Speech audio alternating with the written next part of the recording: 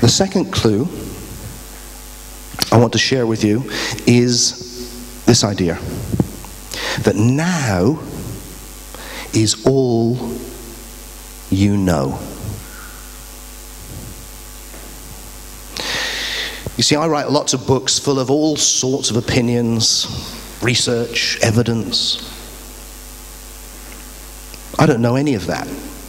How could I? How could I know what happened to Jesus 2,000 years ago? I couldn't even describe what happened yesterday.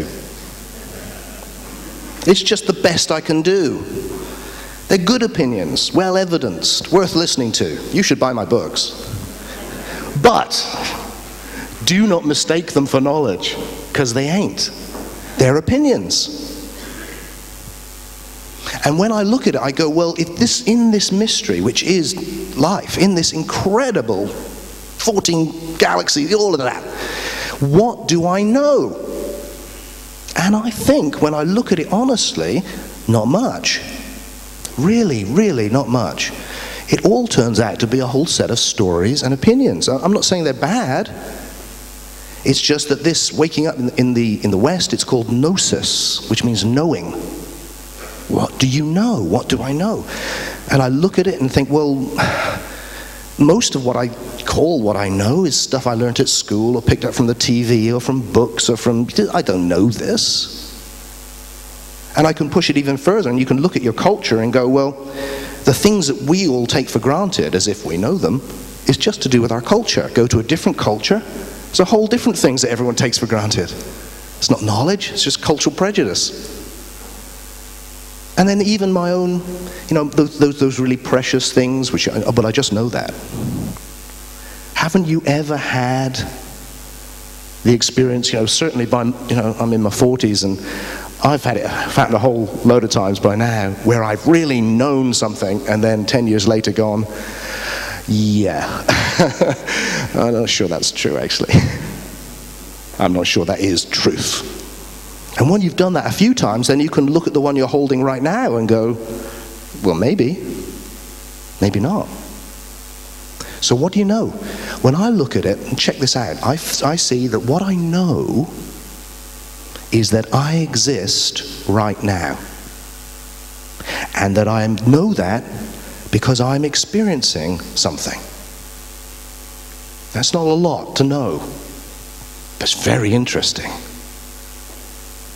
See, I don't need to give you footnotes, do I, to prove to you that you exist right now. It's self-evident. You know it. You exist. So if we want to know what this is, it feels like we need to investigate what we actually know, which is that I exist right now and I'm experiencing something. I'm experiencing a flow of ever-changing colors, shapes, thoughts, imagining, sounds, and it keeps moving. And then there's this something experiencing it. Is that true for you? It's true for me.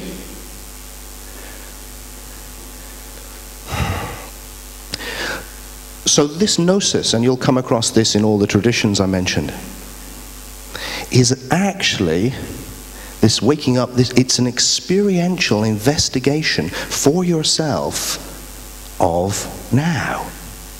Because it's the only thing which you have got, actually.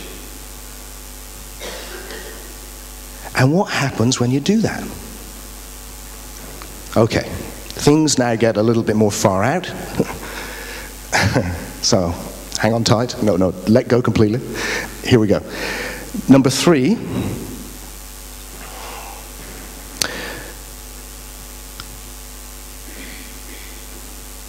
You are not a person. I'm just going to say that one again because I particularly like it. You are not a person. Now, I nicked that line, actually, from a person who had a big influence on me through his books. Most of the people I hang out with are dead people. called Sri Nisargadatta Maharaj, which sounds a bit of a mouthful, but really just means Mr. Natural, who was a tobacco seller, and as a lifelong tobacco addict, that appealed to me. And he lived in the back streets of Bombay and sold cheap cigarettes and happened to be a very, very wise philosopher.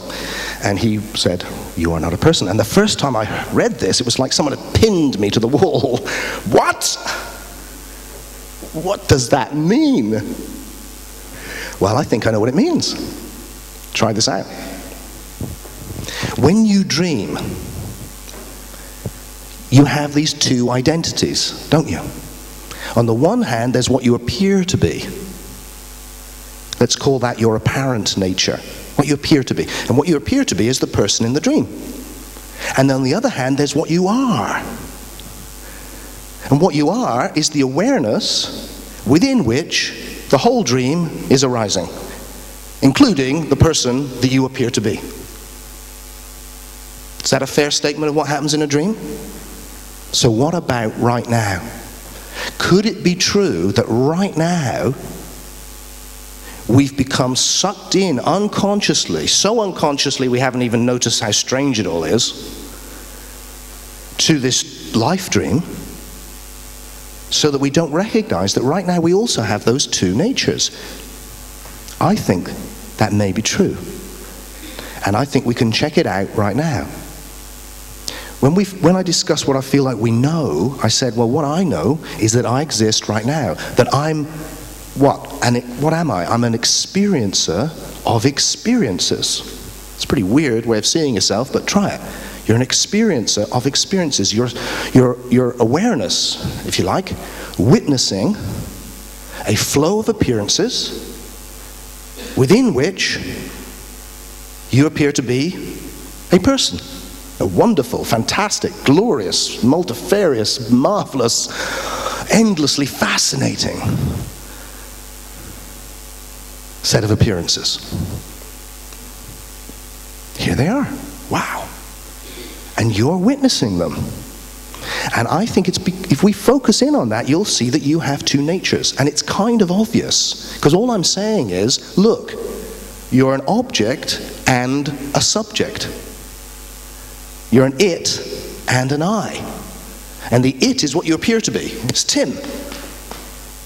For me. It's what here I am. It's a thing. But what I am is not a thing. What I am, is the I. It's something which is witnessing all of these things. It's a nothing. It is a stillness against which all of this is moving right now. So that there's this stillness of awareness witnessing all of this change. I can reduce this moment, try it, to two things. Awareness, witnessing, appearances. And when I do that, I'm not the it anymore. I'm the I witnessing all of this. Just think about what's going to happen to you tonight when you go to sleep. See, there's another really obvious thing that happens to us every day. It's absolutely extraordinary, and we just like it's nothing.